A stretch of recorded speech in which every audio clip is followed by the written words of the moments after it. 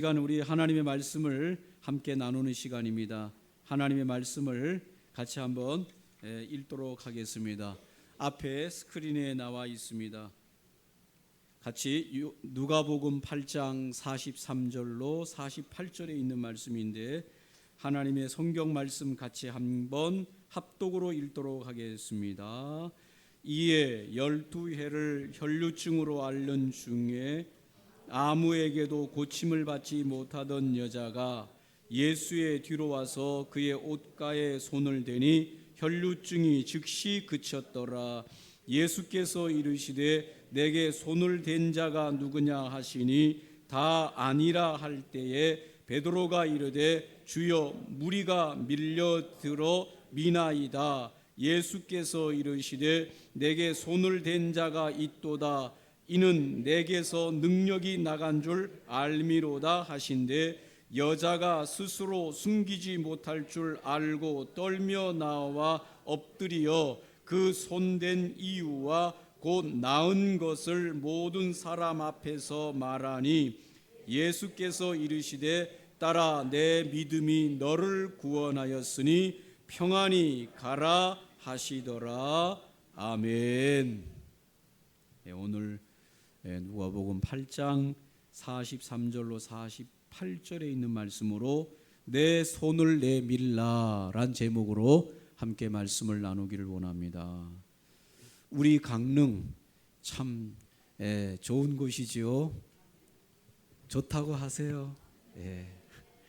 저는 정말 강릉보다 더 좋은 곳이 있을까 싶을 만큼 강릉이 너무 좋습니다.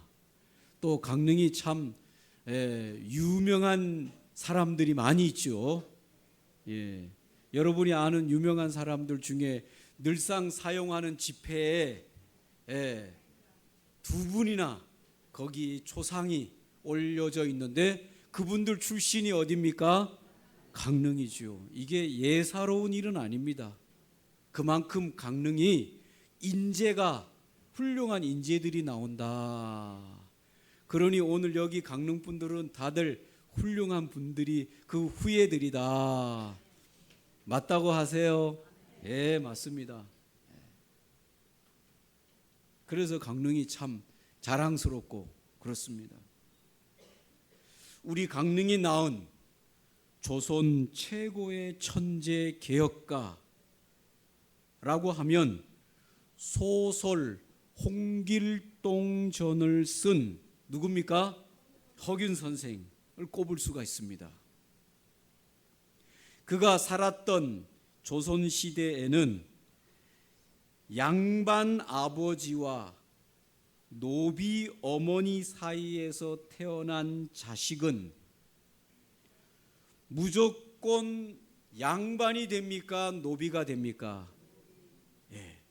이 법이 바로 조선시대 때 만들어 놓은 종모법이라는 엄격한 신분 제도가 있었습니다.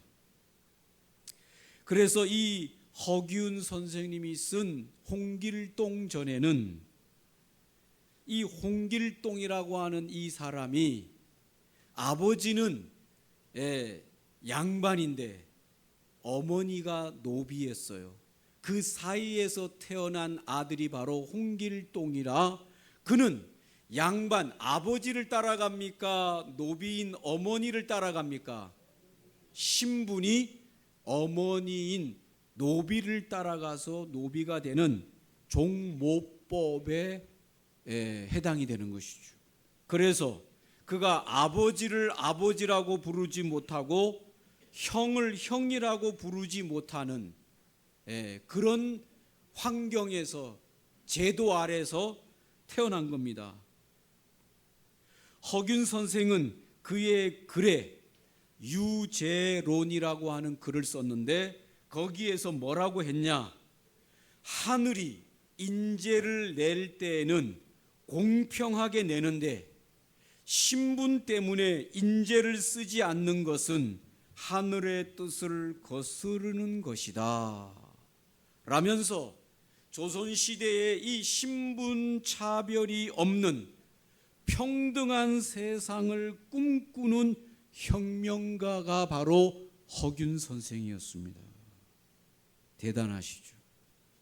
그 당시에 신분 차별이 없는 평등한 세상을 꿈꾸던 선생이 바로 이 강릉의 출신인 허균 선생이었다. 대단한 인물입니다. 시대를 앞선 인물이었죠. 여러분, 오늘 이 조선시대 때 만들어 놓은 이 종모법이라고 하는 것을 보면은 아버지 양반에 어머니 양반이면 그 낳은 자식은 신분이 뭐가 되겠습니까? 양반이 되는 것입니다. 아버지가 양반, 어머니가 평민이면 그 속에서 낳은 자식은 신분이 뭐가 되겠습니까? 평민이 되는 거예요. 아버지를 따라가는 게 아니라 낮은 신분을 따라가는 거예요. 높은 신분을 따라가는 것이 아니라 낮은 신분을 따라가는 것입니다. 그러면 아버지가 평민이고 어머니가 양반 출신 속에서 낳은 자식이면 그 자식은 신분이 뭐가 되겠습니까? 평민이 되는 것입니다. 그러니까 양부모의 사이에서 높은 신분을 가지고 있는 사람의 신분을 따르는 것이 아니라 뭘 따른다? 낮은 신분을 따르도록 만들어 놓은 것이 조선시대의 종모법이에요. 그러면 되겠습니까? 안 되겠습니까? 이거 참 된다고 하기도 그렇고 안 된다고 하기도 그렇고.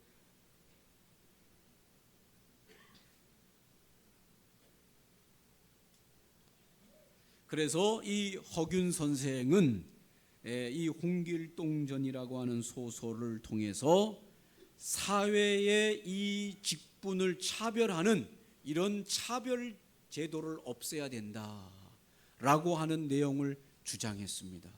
그러면 이 글을 쓴 허균 선생은 그가 무슨 노비였냐 평민이었냐 아닙니다. 허균 선생의 아버지는 정일품을 지낼 만큼 아주 높은 관직에 있었던 사람이고 그의 어머니는 삼척 김씨로서 강릉에서 살았는데 당시에 강릉에서 둘째 가라면 서러운 경제적인 부를 누린 양반가의 뼈대 있는 가문이 바로 허균 선생이었습니다. 그는 이 강릉에서 대단한 재력가일 뿐만 아니라 많은 책을 가지고 있어서 그가 태어나면서부터 이 학문에 뛰어난 사람이 바로 허균 선생이었습니다. 그럼에도 불구하고 그는 당시 조선 사회에 부러울 것이 하나 없는 양반 가문의 최고의 가문이었음에도 불구하고 이 홍길동전을 씀으로써 이런 차별되어진 이런 사회에 부조리한 이런 것들은 없애야 된다라고 하는 내용을 쓴 참 시대를 앞선 귀한 선생이었다. 자랑스럽습니다. 이런 인물이 강릉에서 태어났다고 합니다. 구약 성경에 보면은 구약 성경 우리가 보고 있는 이 성경 구약 성경과 신약 성경으로 나누는데 구약 성경에 보면 부정함과 깨끗함에 대한 이야기가 있습니다. 부정함, 깨끗함. 우리 아시죠? 부정탄다 이런 거 아시죠? 그런데 이 성경의 율법에 따라서 부정한 사람이 있었어요. 부정한 사람. 이 부정한 사람이 있었는데 이 부정한 사람이 만지면 뭔가를 이 부정한 사람이 만지면 그 만져지는 것이 깨끗해질까요? 부정해질까요? 부정해지는 겁니다. 이것이 바로 구약의 이 부정한 법에 대한 이야기인데 부정한 사람이 부정한 또 다른 사람을 만지면 그 사람도 어떻게 되겠습니까? 부정해지는 것입니다. 물건이든지 사람이든지 부정한 사람이 만지면 그 사람 부정한 사람뿐만 아니라 만져지는 사람도 부정해지는 거예요. 이것이 바로 레위기 15장 1절에 나오는데 여호와께서 모세와 아론에게 말씀하여 이르시되 이스라엘 자손에게 말하여 이르라. 누구든지 그의 몸에 유출병이 있으면 그 유출병으로 말미암아 부정한 자라. 유출병이 있는 자의 몸에 접촉하는 자는 그의 옷을 빨고 물로 몸을 씻을 것이며 저녁까지 부정하리라. 유출병이 뭡니까 여러분? 몸에서부터 이 피가 빠져나오는 병이 유출병이죠. 이걸 다른 말로 말하면 혈류증이라고 합니다. 사람이 몸에서 피가 빠져나오면 안 되잖아요. 예. 그런데 사람 몸에서 피가 빠져나오는 것이죠. 소변으로도 나오고 또 다른 것들을 통해서도 이 피가 나올 때 나오고 나오지 말할 때 안 나와야 되는데 계속해서 피가 나오는 이 유출병에 있는 이 그런 병이 걸린 사람은 부정하다라고 성경이 말하고, 그 부정한 사람이 만지거나 부정한 사람과 접촉하는 사람들은 다 부정하다. 이것이 바로 성경에서 부정함과 깨끗함을 나누는 일종의 부정한 사람에 대한 법입니다. 그런데 오늘 우리가 읽었던 누가복음 여기 누가복음 8장에 보면 부정한 한 여인이 나와요. 부정한 한 여인. 이 여인은 어느 날부터 몸이 안 좋기 시작했습니다. 그런데 화장실에 가서 작은 볼일을 보면 거기에 피가 섞여 나오는 거예요.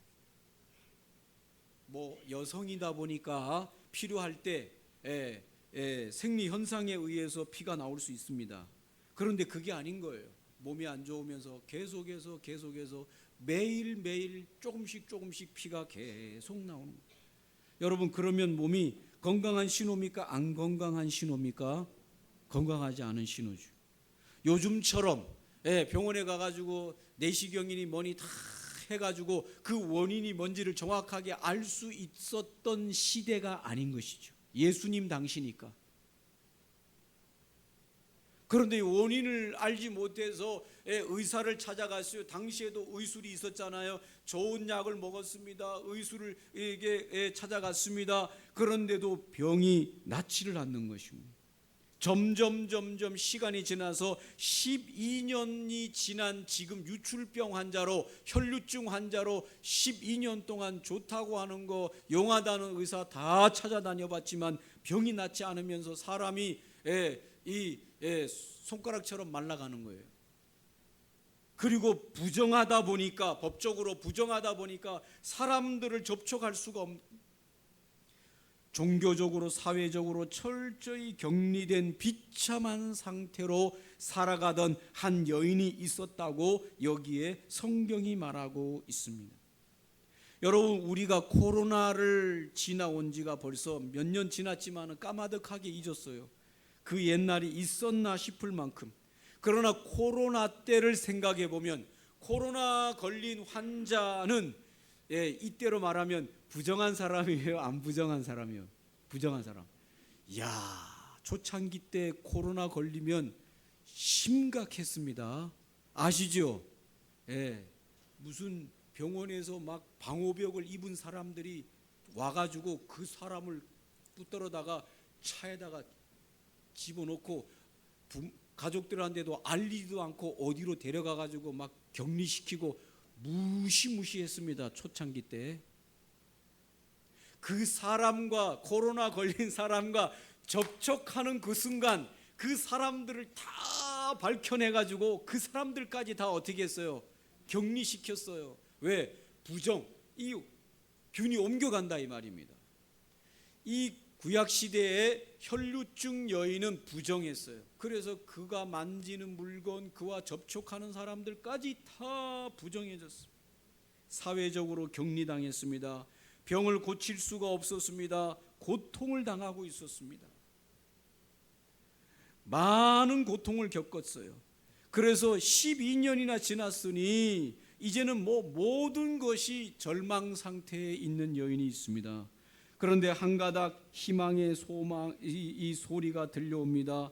예수라고 하는 분이 있는데 그 예수님이라고 하는 분은 안진뱅이도 일으키고 태어나면서부터 눈먼 이 장님도 눈을 뜨게 하고 온갖 병을 다 고친다고 하더라. 근데 그분이 우리 마을로 이제 지나가신다고 하더라 라고 하는 소식을 이 혈루증 여인이 들었습니다. 이 여인의 마지막 남은 이 한 가닥 희망, 어느 곳에서도 자기 병을 고칠 수 없었던 이 여인이 이 소식을 듣고 어떻게 할까요? 여러분이라면 어떻게 할까요?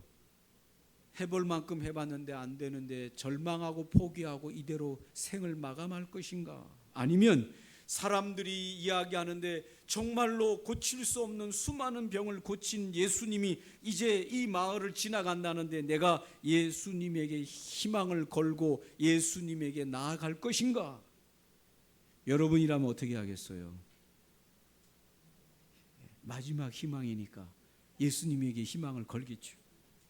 그래서 이 여인이 마음속으로 생각합니다. 마가복음 5장 28절에 보면 내가 예수님의 몸에는 손을 대지 못할지언정, 왜? 내가 부정한 여인이기 때문에 예수님의 몸에는 손을 못 대도 예수님의 옷자락이라도 내가 만지리라. 그래서 내 병이 고쳐지면 좋겠다. 이런 마음의 소원을 가지고 사람들이 예수님이 마을에 나타났다고 하니까 막 구름대같이 몰려들고 예수님의 손을 만지고 예수님의 몸을 만지면서 예수님에게 몰려들었을 때 이 여인도 그 많은 사람들의 군중을 헤집고 들어가서 예수님의 몸에 아니라 예수님이 입으신 옷자락에 손을 대어 그 손을 만졌습니다. 어쩌면 오늘 이 여인은 예수님을 일종의 신비한 치유의 도구나 미신적인 효염의 대상으로 생각했을지도 모릅니다. 사람들이 들려준 이야기 듣고 예수님이 모든 병을 고친다더라, 못 고치는 병이 없다더라. 그러니 오늘 이 여인도 내가 어떻게 하든지 예수님 만지면 내 병이 고쳐지겠지 하고 만졌을 것입니다. 그런데 놀라운 변화가 일어납니다. 실제로 예수님의 옷자락을 만지는 그 순간 이 여인의 몸에서 뭔가 큰 변화가 즉각 일어나는 것입니다. 여러분, 몸이 좋아졌을 때 현상 아시죠? 매일 아침에 눈을 떠도 눈을 뜨기 싫고 일어나야 되는데 일어날 수가 없는, 오늘 친구들과 어디 좋은 거 먹으러 간다는데 먹고 싶지도 않고 어디 좋은 데 간다는데 가고 싶지도 않고. 왜 그렇습니까? 몸이 안 좋은 상태에서는 그런 모든 것들이 기쁘지가 않아요. 그런데 여러분, 아침에 눈을 떴는데 갑자기 뭔가가 새로움을 느낄 때 좋아지는 거 아닙니까? 그런데 오늘 이 여인이 예수님의 옷자락을 그 군중들 속에서 만지는 그 순간 이 여인의 몸에서 뭔가 확 변화된 느낌을 받은 거예요. 혈루가 말랐다라고 하는 자기 마음 안에 확신이 들 만큼 몸에 뭔가 새로운 기운이 도는 거예요. 성경은 병의 근원이 즉시 말랐다고 말하고 있습니다. 그런데 오늘 이 여인이 왜 예수님의 옷에 손을 대었냐? 몸에다가 예수님의 손을 만지지 못하고 몸에다가 손을 대지 못하고 옷을 만졌냐? 자기가 부정한 여인이기 때문에 예수님도 또 부정해질 것이라고 생각했습니다. 그런데 놀라운 기적이 일어나는 것이지요. 몸에 새로운 기운이 일어나고 혈류가 마르면서 이 부정함이 사라진 겁니다. 부정의 근원이 사라지는 겁니다. 여러분, 오늘 성경대로 한다면 이 여인이 만지는 모든 것들은 다 부정해야 됩니다. 깨끗했던 것도 만지면 부정해야 됩니다. 그런데 놀라운 것은 오늘 예수님을 만졌는데 예수님이 부정해지는 것이 아니라 이 여인의 부정함이 깨끗함으로 변화되는 것이죠. 할렐루야. 오늘 성경은 이 사건을 우리에게 그것을 알려주는 것입니다. 오늘 이 12해 부정한 이 여인은 오늘날 이 시대에 이 죄로 말미암아 부정해진 우리 인생들을 말해주고 있는 겁니다. 대표적으로 말해주고 있는 겁니다. 오늘 우리 인생들은 죄로 말미암아 다 부정해졌다고 성경이 선언하고 있습니다.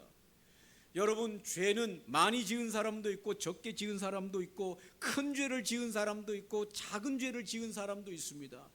그러나 큰 죄, 많은 죄를 지은 사람들은 그 사람들을 불러다가 저 감옥에다가 가둡니다. 그러나 작은 죄, 사소한 죄를 지은 사람은 그렇게까지는 하지 않습니다.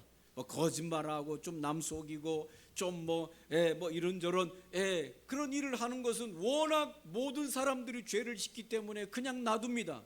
그렇다고 해서 그것이 죄가 아니냐? 그건 아닙니다. 작은 죄일 뿐이지 그것도 죄인 겁니다. 그런 사람들을 감옥에 가두지 않는다 그래서 나는 죄인이 아니에요, 죄가 없어요, 천만의 말씀이지요. 그것도 다 죄인 겁니다.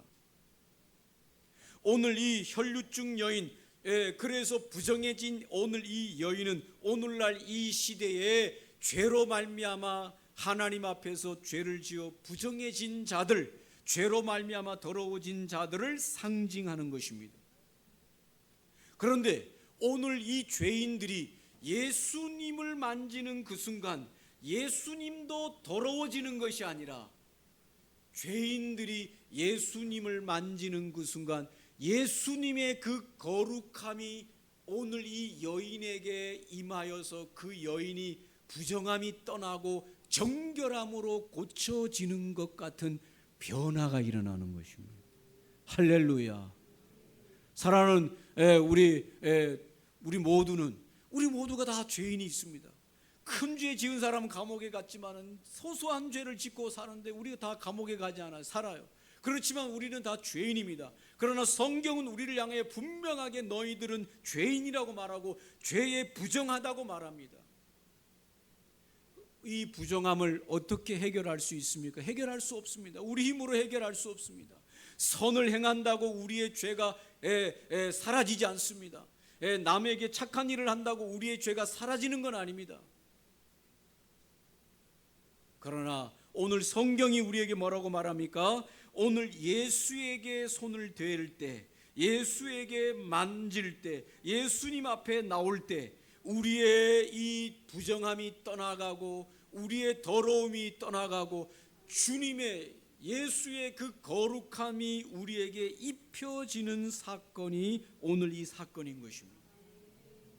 성경은 오늘 우리에게 그것을 우리에게 알려주기 원하여 이 일들이 있었다고 말해주고 있습니다.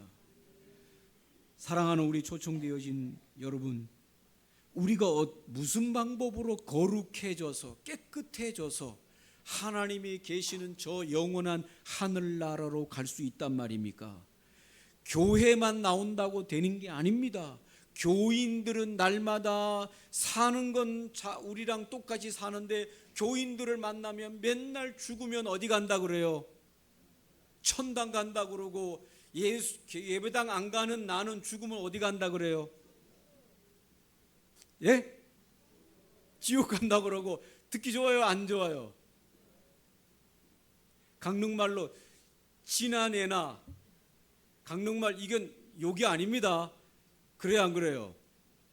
그걸 욕이라고 생각하면 안 돼요. 제가 아는 분이 강릉분인데 결혼을 했어요. 근데 부인이 강릉분이 아니에요. 그런데 결혼한 지 얼마 안 돼가지고 신혼됐는데 남편이 강릉말을 쓴 거예요. 부인한테 지가 이랬어요. 그랬더니 그 얘기를 들은 이 여인이 부인이 화가 나가지고 뭐라고 했다고? 지라고 했다고. 여러분 이게 욕입니까 아닙니까? 잘 모르겠어요. 강릉분들은 그걸 아주 쉽게 사용하잖아요. 자기를 줄여서 뭐라 그럽니까? 지라고 그러잖아요. 그런데 그걸 외지 사람들은 그거를 들어보지를 못하니까 이걸 욕을 했다. 그래가지고 부부싸움을 했어.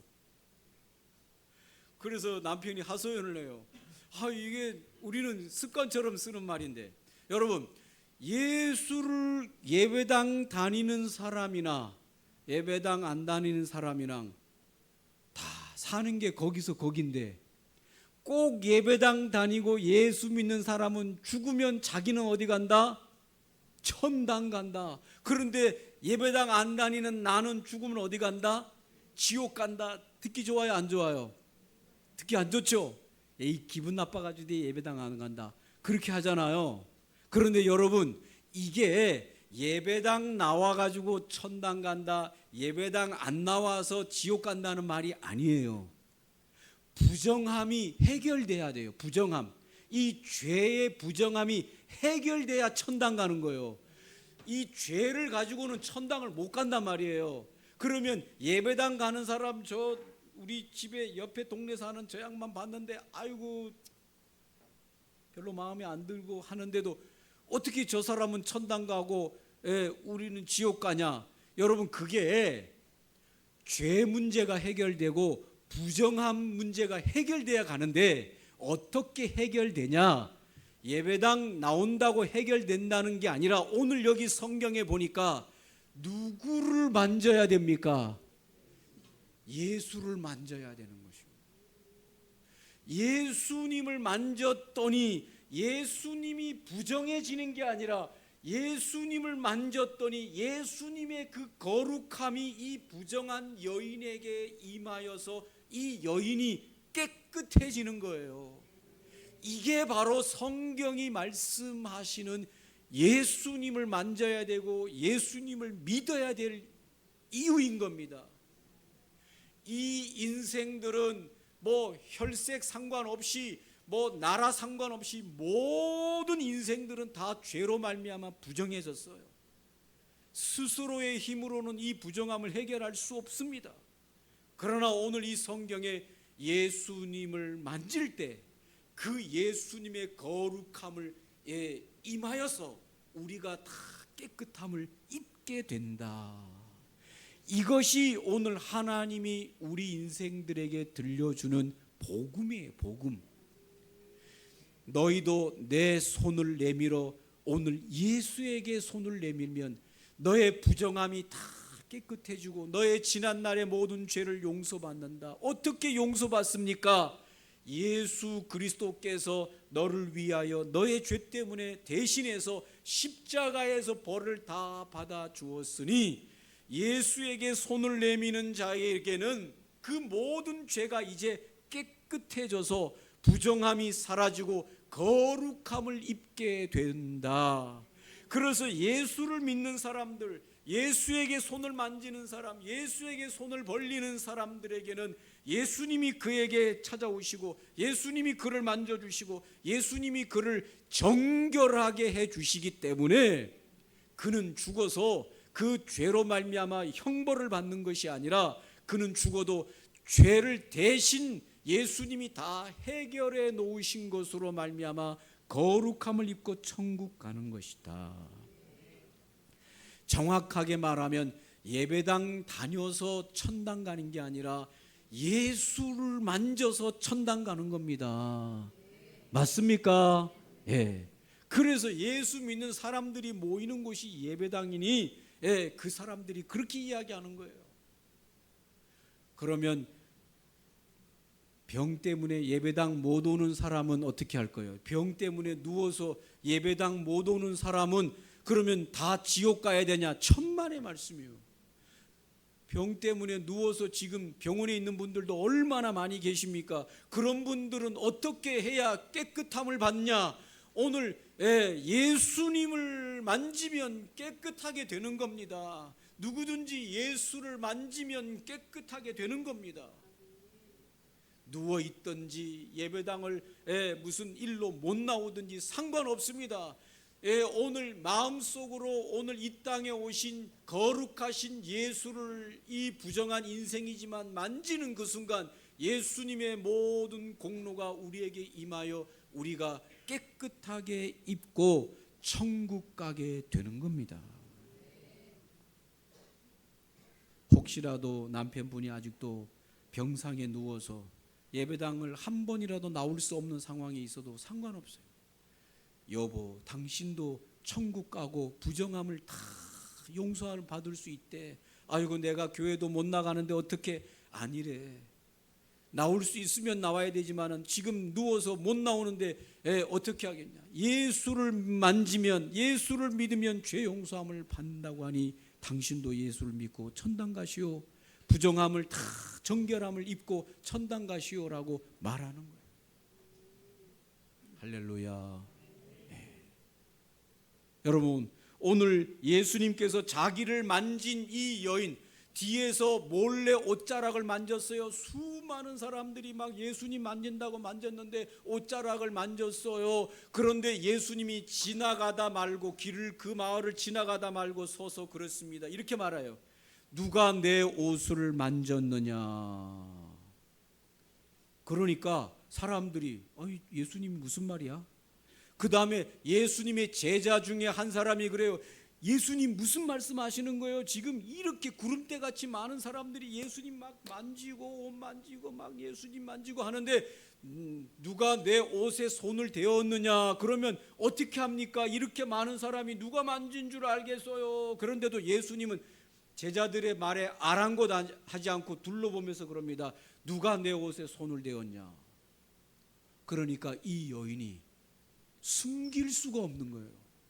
그래서 그 예수님 뒤에 서 있던 이 여인이 무릎을 꿇습니다. 그리고 예수님이여, 내가 12해를 혈류증으로 이렇게 고통당해서 부정한 여인인데 내가 예수님의 옷에 손을 만졌는데 만지는 그 순간 내 몸이 좋아지고 달라지고 근원이 회복이 되었습니다 하면서 울면서 이 여인이 예수님에게 자기가 그렇게 만졌다고 말을 하는 겁니다.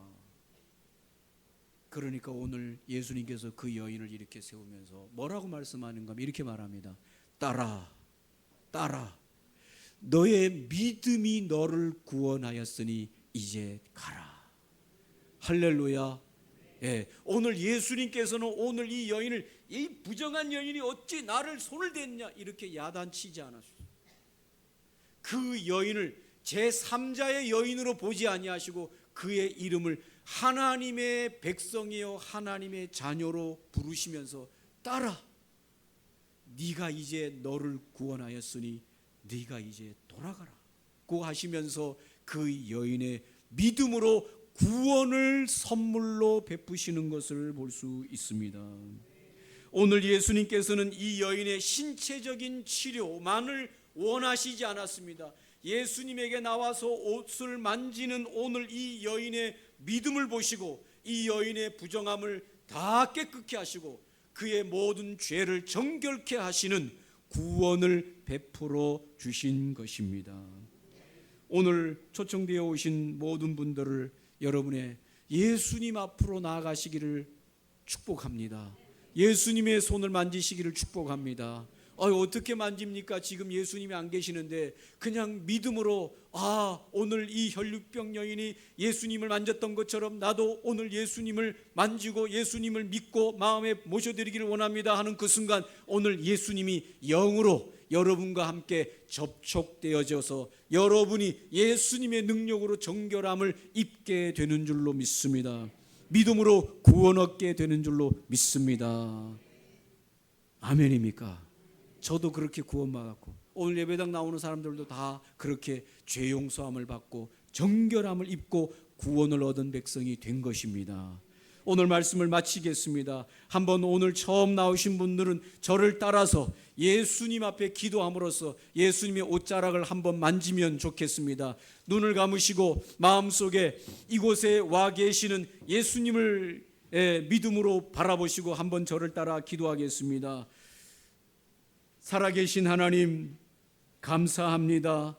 오늘 12해를 혈류증으로 부정하여 그 일을 고치지 못하고 절망 가운데 있었던 이 여인이 예수님의 소문을 듣고 예수님 앞에 나아가 내가 예수님의 옷자락을 만지기만 해도 내 병을 나으리라고 하는 믿음으로 나아갈 때 예수님의 옷자락을 만질 때 오늘 이 여인의 모든 병이 치료된 줄로 믿고 또 예수님께서는 육체의 병만 치료한 것이 아니라 이의 모든 죄악을 용서하시고 이의 모든 영혼을 구령하신 줄로 믿습니다. 오늘 초청주일에 나온 우리 모두가 예수님의 옷자락을 만지기를 원합니다. 예수여, 내가 오늘 예수님의 옷자락을 만지기를 원합니다. 예수님이 나를 만져 주시옵소서. 부정함이 떠나가게 하시고 모든 죄악이 떠나가게 하여 주시고 거룩하고 정결함을 입게 하여 주옵소서. 믿음으로 주님의 옷자락을 만지오니 주님께서 우리에게 임하여 주셔서 우리 마음속에 들어와 주시옵소서. 우리의 구원자가 되시고 우리를 영원한 하나님의 나라의 영생을 얻을 수 있도록 우리를 인도하여 주시옵소서. 주 예수님의 이름으로 간절히 기도드립니다. 아멘. 다 같이